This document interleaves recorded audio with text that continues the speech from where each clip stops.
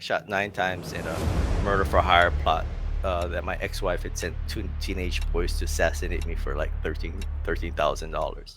I was about 3 years old when the authorities were called. My neighbors had heard me crying for 3 days.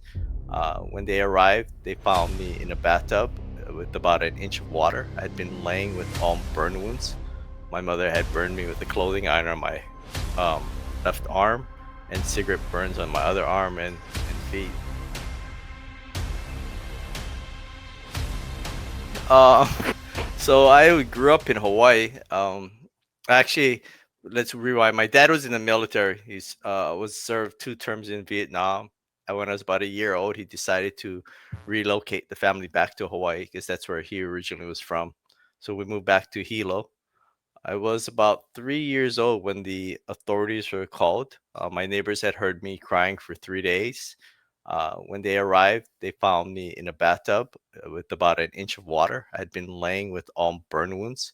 My mother had burned me with a clothing iron on my left arm and cigarette burns on my other arm and feet. And so when they found me, I was barely alive. They had to rush me to Hilo Hospital. Fortunately, was able to revive me and perform the skin graft to take care of my third-degree burns. Because of that, that's how I entered the foster care system. And I went through foster care, 17 homes and 6 group homes, and in and out of detention center. But majority of my foster stay was with my second family, which I lived with from I was 4 to like 13. Um, but most of my uh, placements occurred after I had moved back with my dad when I was 13 years old. He wanted I they wanted me to either get adopted or move back with my family, and so I chose to go live with my dad. But 6 months after living with him, he wasn't ready to be a dad. Packed up all my stuff and sent me to a group home. And my teenage life kind of got turned upside down at that time because when I was at that group home, I got bullied, I got beat up, and so I decided to run away. I didn't want to be in that environment. And after being on the streets for a week, I went to stay at my stepmom's parents' house. The next morning, I'm being handcuffed and taken to detention center. And so uh, the next 4 years, I just spent bouncing around because I was angry, upset, full of hate, and had no guidance anymore, and I didn't know what to do. But fortunately, through the grace of God, I met different people throughout my life that became, mentors without me knowing and guided me into the right path. And I was able to age out of the foster care system when I was 17. And, I was homeless for about 6 months when I aged out, which is, a typical situation for most kids that age out. But, I fought. I always wanted better in my life. And, God always helped me find a way to get there. So that was pretty much my childhood. And now that you're out of that situation, what can you speak to the kids who are going through that right now Yeah, to give them hope? one of the things I always stress, especially to young people growing up in chaotic childhoods, whether it's foster care or even broken families or any type of situation, is that believe it or not, your situation that you're currently in is actually preparing you for a great life. You don't understand that the skill sets you're learning by surviving these chaotic childhoods gives you superpowers that are going to excel you in an entrepreneur setting. I'll give you an example. We are one of the most resilient people on the planet because we've lived through so much adversity. We know how to overcome stuff. Well, you need that same resilience when you're starting a business or being an entrepreneur, that you want to be able to uh, overcome any type of obstacles that come to you. You have that grit, right? You can get up and go, and also you're very inju- uh, with ingenuity. You have a lot of ingenuity. You're able to think on your feet, being able to make decisions on the go because that's what your life created. You always had to think for yourself. You didn't have someone there to take care of you and do all the things for you. If you wanted to survive, you had to come up with ideas on how to go about maintaining your life. And so I would say that hold on. Believe me, what where you're at now is temporary. God has a bigger plan for you.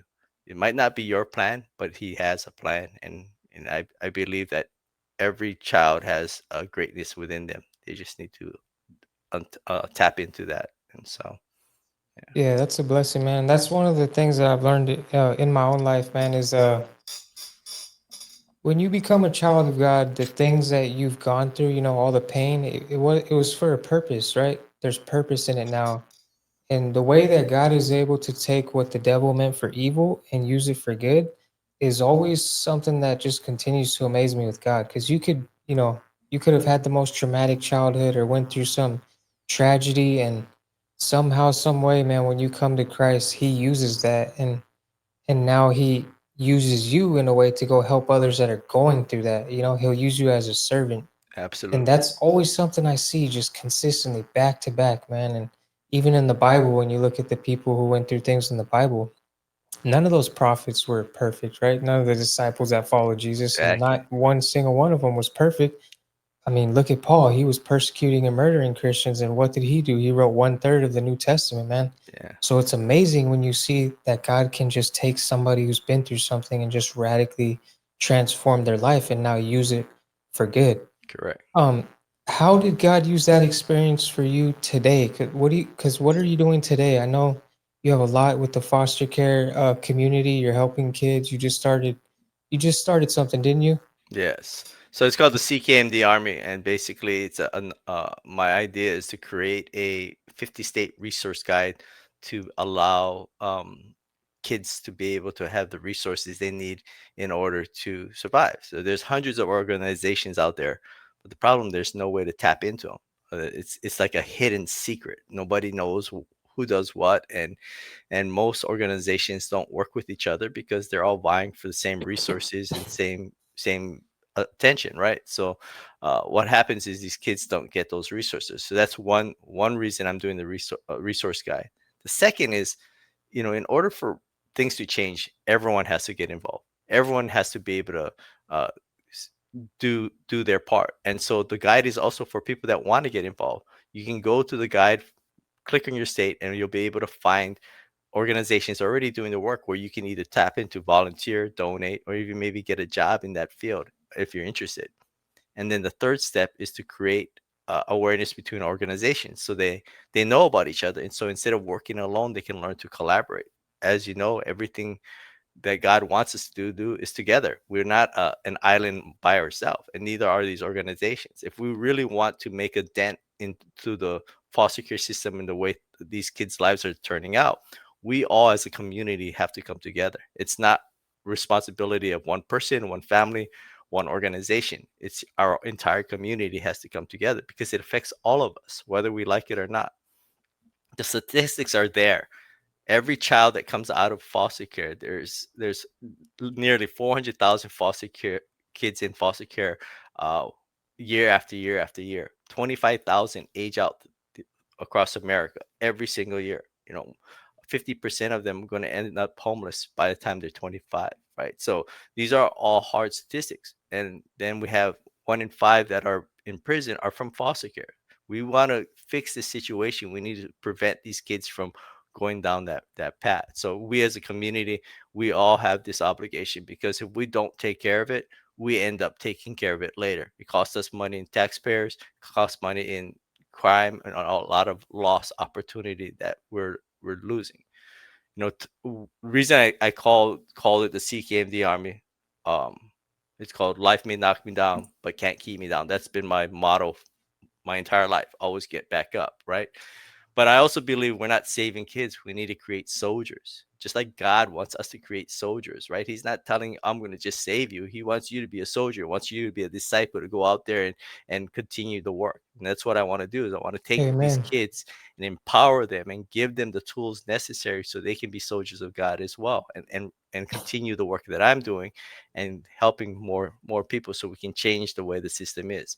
Everyone talks about, let's got to change the foster care system, but what are you doing to actually make a change? And so uh, there's a lot of organizations helping a handful of kids, but when you have states that are taking 10 kids a day into foster care, what kind of dent are you making by yourself? And that's what I'm trying to change. And we want to create an army of people so we can effectively make some real change. So, That's powerful. I like that. The name of it, CKMD Army, man. yeah. It's a powerful thing, man. How long have you been working on that? So, as you know, 5 years ago, I got shot. And that's why they call me the Asian 50 Cent. I got shot 9 times in a murder for hire plot that my ex wife had sent two teenage boys to assassinate me for like $13,000. After I was shot, I had to go through a lot of rehabilitation. For the first 3 months, I was in a wheelchair, but my right arm was completely shattered, and I had no use. My arm just dangled, and for 6 months, I had no use of my arm. We actually thought I lost complete use of my arm, and during that time, it was a dark time for me. I was angry again. I had told people for 5 years I was going through a very terrible custody battle with my ex-wife for my special needs son, and no one listened to me. And so when this happened, it was more like I was upset because I knew the potential of this violence to happen. I knew the danger of my son, and then I also looked back and saw all the things that was ignored, and what led up to me being shot. So I was very angry. I remember the feeling I had was back again, like when I was in foster care system. It felt very traumatic. And what I realized was I wasn't hurting anybody that did all this to me.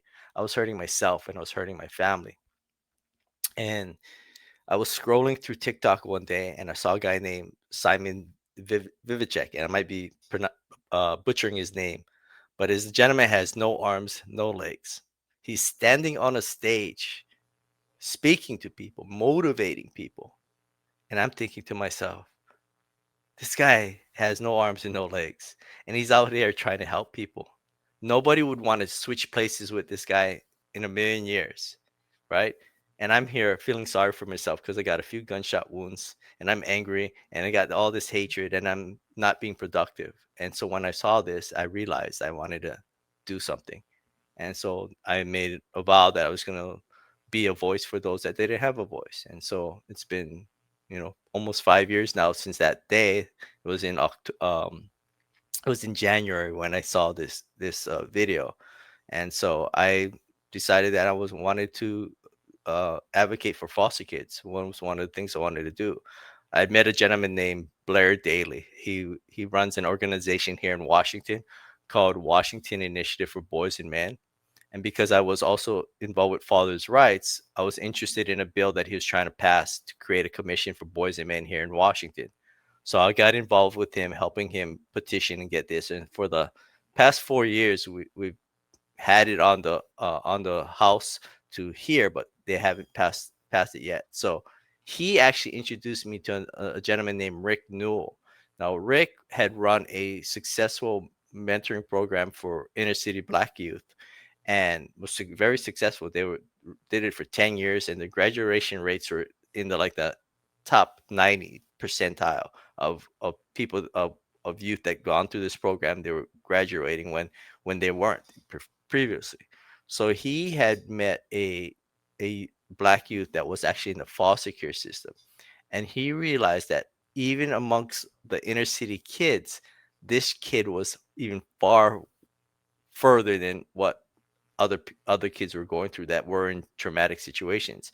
And so they wanted to create a similar program for foster kids or youth in foster care to do the same thing, to have mentoring. But his idea was, instead of just having regular mentors, we're going to take out we're going to take aged out youth that were previously in foster care and pay them to mentor the kids currently in care. And so that's how Route 21 was born. So I actually mentored him for a year, gave him all my expertise on what I went through the foster care system, ideas on how he could run his curriculum, and and that's how I got involved. I was on the board for 2 years, and I still on the board of advisory as well. But that's how I got involved, and so through that, I met my business partner. My business partner is Craig. He was one of the older mentors for this program, and he had said he wanted to scale his business. He's a handyman. He's been a handyman for the last 10 years, And I had just got out of the car industry. I was kind of asking God what I wanted to do. I was in between jobs, and I met him and I said, "You know what? I have an idea. I have a great idea. I think we can scale your business, but we can also help foster kids at the same time." So that's where 4 tiers contracting it came.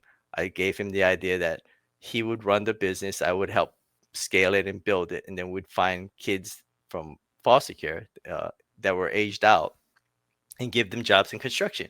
And our mission is to not only empower them with the trades, but to teach them how to own and operate their own business one day. And so God has been great. He's blessed us so well that we're doing so good. The business is completely booked. I have a total of 9 employees now under 4 tiers contracting. Four of us are from foster care, so that we fulfill our mission, and we're still expanding. But now I have my business to a point where a lot of it is being managed. I can manage this remotely. And so that's what led me to saying, now I'm going to pursue CKMD Army. This is what I really want to do. The bigger picture. I think God has a bigger plan for me than just to help a handful of kids. I want to help as many as I can. And so that's why I'm here. And that's why I'm doing what I'm doing right now. That's powerful, man, that you're giving back and you're helping those kids, who are in your situation. And it's always cool to see when somebody has a passion, why they have the passion. Like Yeah. and it always stems from some sort of pain, man. I've said it Lived before, like, experience. Lived yes, experience. Yeah. it's something that you went through and now it drives you to go help those people now. And that happened to me last year with wanting to help men who were in my same situation.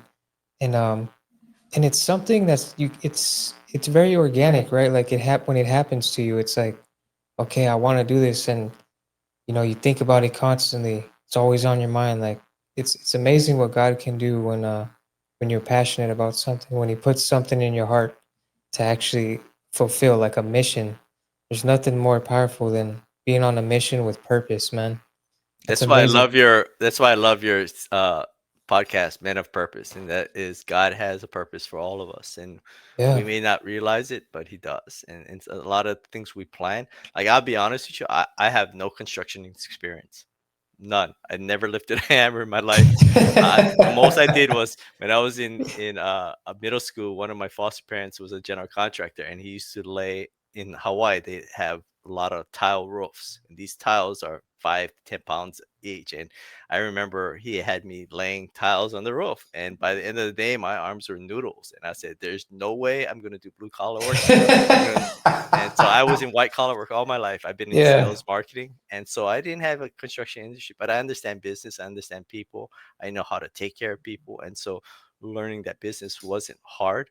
Um, but I have experts that know the business. And so fortunately they do the work. I just help get the business and do all the administrative and back end stuff. But that's what I said. Like, you think that was my plan? I believe that was God's plan to allow me to be able to do my next chapter in my life, which is CKMD Army. And so it's strange, like I would never have thought in a million years, but you That's know, why I love that one scripture where it says, "My ways are not your ways, and your ways are not my ways." Because there's many times in my life, man, when I set out to do something and I have this laser beam focus on what I want to do, and right. then God will show me, no, you know what? It's not.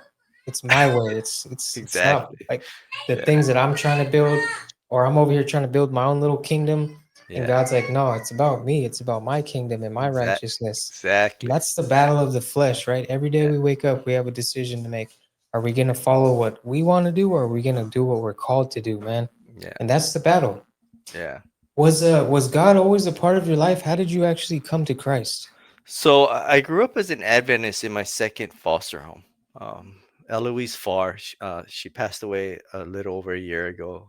She was in her 90s, but she was a widow when she took me in, and she had two grown children, her son Howard and her daughter Jessie. I mean, daughter Deborah, who was married to uh, her husband Jesse. So all four of them lived in this pretty big house in Hilo. And so when she took me in, they used to go to church on Saturday. So the Adventists believe it's the seventh day of rest is Saturday. So they go to church on Saturday. So I got a lot of my scriptures. And Adventists really um, focus on a lot of the Old Testament teachings. So we were very strict about what we could do, like resting from Friday sundown to Saturday sundown. That was God's day. So no TV, no going out, no movies, no any of that. So I grew up in the 70s and 80s, so we didn't have cell phones, so that wasn't a distraction for us. But we were allowed to do like Bible games and stuff like that during the day, and we went to church. And so I learned a lot of God's teachings through Bible school, right? Like just like most kids. And so the stories of Job, Daniel, a lot of the Old Testament characters. And then later on, I learned more about the New Testament, where Jesus was crucified and he lived on this earth with man and stuff. So I had a great foundation till I was about 13, and so I was stayed in the church. But when I went through what I was going through my teenage years, after my dad had kicked me out of the house, put me in the group home, and I was bouncing around, I went back to that church for support, right? Because those are the people I knew. And what I was welcome to was whispers and people talking, and I knew it was about me, right? Like people weren't saying it, but it was obvious. You can see the looks and stuff, and it turned me away from the church. And from 15 to about 18, I did my own spiritual search, and I went to every denomination you can think of. And well, one common problem I found when I went to a new congregation, it was that same feeling of people looking. And it might be just be me, but that's how I felt. I felt like people were looking at me because I wasn't exactly fit the mode of a church going person. And so I just decided to have my own relationship with God, and I didn't really do the church thing. Um, I prayed occasionally. I didn't read the Bible as much, but I I had him in my mind throughout my life. And it wasn't until after I got shot 5 years ago that I realized what I had put my family through that 6 months after I got shot was really hurting my family for where I was and what I was doing. And then I realized one thing, that I wasn't allowing my kids the opportunity to know Christ. And so I wanted to re enter the church somehow. And Rick, the gentleman that I helped start Route 21, s- I asked him, "Hey, do you go to a church, or do you have anything that my kids can come and do?" And he goes, "Well, I lead a youth group here at this church." And I was like, "Well, can my kids come? Can I bring them?" Yeah, and they more than welcome. So they started going every Sunday. And then my daughter really got into it, and she wanted to go every Sunday. My older son, who wasn't as into it as much as her, but as I saw her wanting to do it more, I decided I wanted to volunteer. So I got involved, and I helped out at this youth group every Sunday for about 6 months.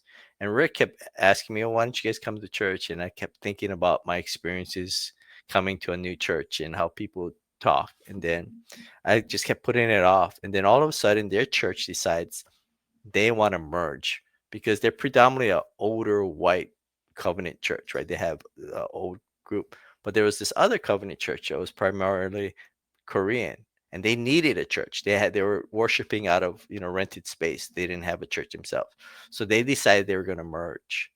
And so, because of this merger, I thought, hey, it's a great time to go to a church, because it's not an established congregation. Everybody's going to be new to each other. They're not going to know who's from Encounter, who's from Evergreen, right? It's going to be one new church. So I went to the church, and the first sermon the pastor talked about was, church should be like a hospital. We're all sinners. We're all sick. We're all need healing. There's not a perfect mode. It's not like the guy that dresses up in a suit, or the woman that has a nice dress is a church going person. There is no stereotype. Everybody that comes into the church needs the church, and we should welcome everyone in like that. And that was like the biggest thing that bothered me, right? Because I felt like I didn't fit the mold every time I went into somebody else's church. And so from there, I decided to continue doing church, and we've been going to church regularly. Um, 2 Easters ago, or 3 Easters ago, my daughter asked me to get baptized with her, and so I decided to uh, give my life to Christ again, and we both got baptized together on 3 Easters ago. So, but that's That's kind a of my blessing, journey. man. That was my journey with the church, and I've been with the church ever since. Yeah. So So how has life changed for you since you've came to Christ, got baptized? What has so God many changed you? doors. Yeah, I can't even tell you how many doors have opened. The times that we've been in need. I mean, my life isn't perfect. Like I'll give you an example. I was going through the rehabilitation after being shot. Our state only gives $15,000 for crime victims. My rehabilitation was supposed to be for 2 years. So cost of living in where I live, that would have been about 2 months worth of covering bills for us, if That's if if crazy. that, right? And so we were going through our savings pretty dramatically. Um, and it was Christmas morning after the shooting. I got shot in July. Christmas morning of 2020, I get a phone call from a gentleman named Chris Harris, and he goes, "Hey, Baron, my name is Chris Harris. I'm from People Magazine. I just wanted to say I saw your story. I decided to write an article about you, and so it's been published. And by the way, you should check your GoFundMe account." And I open up my GoFundMe account on Christmas morning, and there's $70,000 in No funds. way. Yeah, and so like if it wasn't for that, there's no way we would have survived the stuff. But God provided that, and I think about it, all the time. Like we just recently moved. We downsized our home because my two older sons out of the house. One went to college, and one went back to live with her grandparents in Vegas. So it's just me and my little one and my wife, and our lease is up, and we're trying to find a home, and my wife's worried because we can't find a home in the range we want. We want a smaller home and the size we want, and we couldn't find it. In the very last minute, this house pops up. I contact the owner, and he goes, "Oh well, it's not going to be ready for like 5 days after we want to move in." But I start talking with him. He goes, "Yeah, I haven't found the right people. I wanted to, rent this out to a nice family." And so I start talking. I said, "Well, just a little bit about me." And he goes, "No way. I was a previous foster parent." And so he goes, "As long as you guys check out the place is yours," and then it just happens. And so now we're good friends with the landlord, and just things work out constantly. And so just like the doors, like I said, being able to open this nonprofit, all of this is all due because of my business, which I had because I helped someone else. So every time I've helped somebody, something has happened that's opened another door for me. And that's why I keep saying, like, as the more service I do for God, the more He keeps giving back to me, and it's just amazing. So Yeah, I've noticed in my own life, man. When I'm serving somebody and you're not worried about money, you're not worried about anything else, you're genuine service. yeah, That's when I feel fulfillment, man. yeah, That's when you get outside of yourself and all your problems get smaller and all the things you're going through seem to go out the window, you know what I mean? And yeah, I understand that's why Jesus was always serving, man. When you yeah. look at what was Jesus doing, man? He was going around and he was serving anybody and everybody that he could, washing feet, praying, healing the sick. Like it wasn't about him, man. He was Right, always serving somebody. And as I'm getting further along in life, I understand like that is our purpose, man. Like we are here not for ourselves, not to build our own kingdom, not to serve ourselves, right? Because our flesh is very selfish. We're right. literally here to serve. And the Bible tells us that we're servants of Christ. And when you actually serve and you step into your purpose, like there's nothing better, no better of a feeling than serving somebody, And God honors that. Yeah, like you said, when you're serving yourself, who are you serving? One person. What impact are you making, right? Like, and when you Yeah. start serving others, all of a sudden these impacts multiply, but they start coming back to you too. Like the more you give, the more you get. I even have a business network group that we call the idea of givers gain is the more you give, the more comes back to you, and the philosophy is you don't worry about what you get, just find a way to serve others, to give to others, right? And so that's how I got a lot of my business, through my networking of business owners that are out there.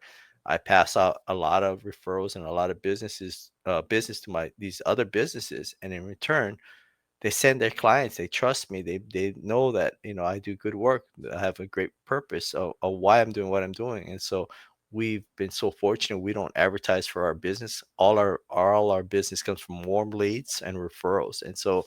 Um, but that's what God says. Yeah, we do have to serve. It is our obligation to do that. I mean, He didn't put us on this planet for our own selfish reasons, No. right? Like we're all supposed to be together. That's why I talk about the CK and the army. We're a community. We're all supposed to be helping each other. We cannot turn a blind eye and say these youth are not our problem. We have to realize that they are our responsibility. It, Yep. every child of God is our responsibility, right? And Amen. that it doesn't matter, who the birth parents are. We're all responsible for these people as well. So yeah, Amen. What advice can you give for men in their marriages as far as keeping God at the center? Like, what's been one help in your marriage, man, as far as keeping a whole and healthy marriage that you could give to someone else? I think it comes from at first understanding what your leadership role is as a man. I think a lot of times I know in my darkest moments is the the evil of comparison, right? Like evil of comparison really caught up, and just understand that it's your responsibility as a man to lead the household. So some things are not in your eyes may not always seem fair, but what's the greater purpose? What is your greater purpose to be there? Your job is to lead your family, lead your household, and so think of think of what is your purpose as a husband or as a man. And if you can find that and turn to the scriptures, God, tasked us as men to lead our households. So I would just say not to compare, not to ever, this 50-50. I call it crap because it is. There's no such thing as 50-50 because we all have our own roles. I don't care, people might be against the patriarchy, but I think men and women have their roles. And then we're not talking about doing the dishes or the lawn work or anything like that, but roles and supporting each other, supporting your family. There's different roles that we play. And so understanding that will help your marriage a lot because when your wife sees you in a leadership role, she's becomes more of a supportive role. And I've seen it with my own family. The more I lead, the more support I get from my wife. And I think it starts with us, right? Like, yeah. So Isn't we that amazing how like see women women desire to be led spiritually, Mhm. man. Yep. And there was years in my marriage when I was going through things myself and I wasn't being the man that I was supposed to be according to the Bible, And which means what happens when you're not fulfilling that role? That means your wife feels like she has to step up and fulfill the role, right? Because somebody has to play it. And so what you're saying about having both halves, I can't play her role and she can't play mine. Exactly. And I know for a fact that that's why, we're in such big trouble right now, like in America, is because, 85% of men are in prison because they came from a fatherless home, right? Right. So when you're missing one half, that leaves one person to try to do both, and you can't. God Yeah. designed it perfect, like the perfect union, right? And and it's amazing to see when you guys work together with your wife. What happens to the kids? What happens to the family when you're working in unity? Because the Bible says, you're one flesh, and Right. it's so crazy because when my wife is struggling, she doesn't have to tell me. I can feel it. I can see it, right? Like, so the Right. one flesh thing really hits my soul because, Yeah. and the same goes to her. Like, she'll Yeah. know. She'll ask me, "Hey, Daniel, what's going on right Yeah. now?"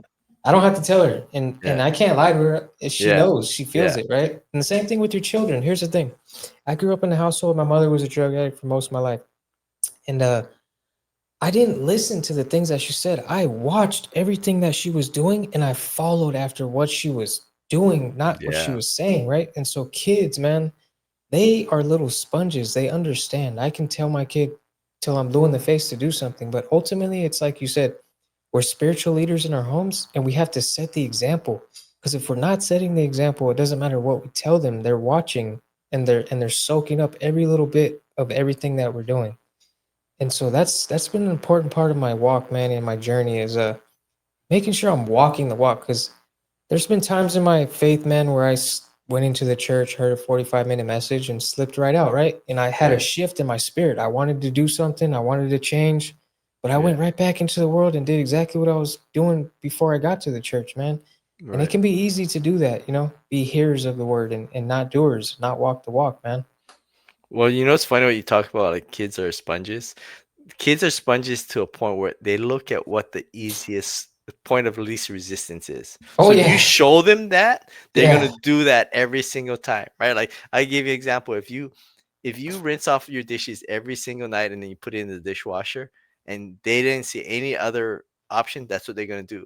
But then one time they see you decide not to rinse it and to put it in the dishwasher, they they're do gonna it. think they're gonna do that all the time because that's the They do it. easiest thing, right? Because that's Yeah, what they see. And that's what they're gonna do. And they don't learn the fact that you rinsed it 95% of the time. They're gonna look at that 5% you took the easy path and they're gonna say, I'm gonna do that. Right. And so they yeah. the same holds true for cuss words. I swear, if your Yeah. kid hears you say one, they've never heard it in their life. They will Yeah. just repeat it. All it takes is one time, man. Exactly. I'm Yeah. like, oh no, this is not Yeah. good. Your little one that has a sugar craving, I love that. Dude, he's That was me. so I was in the Kool-Aid when I was a kid because back were then you? Kool-Aid had sugar in it, right? You Oh had the yeah. big packs, right? So yeah, I was always in the Kool-Aid. Kool-Aid, or even I would take the 5 pound bag of cane sugar because Yeah. And eat it? we grew up in Hawaii, so there's a lots of fruits, and there's passion fruit used to be one of my favorite fruits because you cut open the top, you take 2 spoons of sugar, and then you mix it all up, and you eat the fruit out of it. So I went through a lot of sugar when I was a kid. Yeah, I still It's do. I mean, it's my only vice. It's crazy. it's my only vice. I don't drink coffee. I don't do any Yeah. smoke. I don't drink. But sugar, yeah, it's the one evil that I can't put down for. Jelly beans is my weakness. So Yeah, mine's is sweets, man. Especially during the wintertime, like right now. yeah, There's no hope for me, man. yeah. Cookies, brownies, like everything goes right now during the wintertime. Well, my wife and I just made a pact not to buy any more sugar for or candies for the house, and so she's trying to help me. So we're like, okay. She's trying I to. told her, but she's limited to one boba a month. Instead of Yeah. boba every day, she can only have one boba a month, and then I can't have sweets for the household. Yeah, my wife and I, we always go out for boba, man. It's so good. Yeah, We love it, man. It's really a blessing. It is. It's a guilty pleasure, man. Well, look, Baron, I appreciate you coming on here today, man, and sharing your story, man. It's very powerful. I love what you're doing, man. I really do, man. And I hope someday that we can collaborate, man, or I can help out in any way. You just let me know, man, because I well, anyone appreciate can your mission. anyone can help out, Daniel. Really, the reality is, if you know anyone involved in the foster care space right now, I'm in what we call the research phase. I've been vetting organizations for the past 6 months and compiling a complete resource guide. But every state has hundreds of organizations out there. So I want to be able to get a hold of as many of these organizations as possible. I'm getting referrals from some of my followers, but if else is watching out there and knows of a good organization in their neighborhood, just DM me. You can find me on all my socials. But ckmdarmy.com has links to all my socials as well. Or you can drop, if you're an organization, schedule a time, a Zoom meeting with me, and let's get this guide up. I'd like to have this guide ready by the end of the year, so at least we have some resources for the kids and also for people to get involved. And so, really, that's it. I'll include the website and all your social media so that Yeah, everybody can in the description so they can get a hold of you and if they want to help out, they can, man. and I answer all my DMs. So if you guys message me, I don't care. I might take a week sometimes to answer, but I'll answer your questions too. So Amen. Hopefully, we get some people hitting you up, man. yeah, That'll be a blessing. But I appreciate you coming on here today, man. I'm gonna pray us out real quick. thank you, Daniel. Father God, I just thank you for today, Lord. I thank you for Baron. I thank you for his heart for these kids, Father.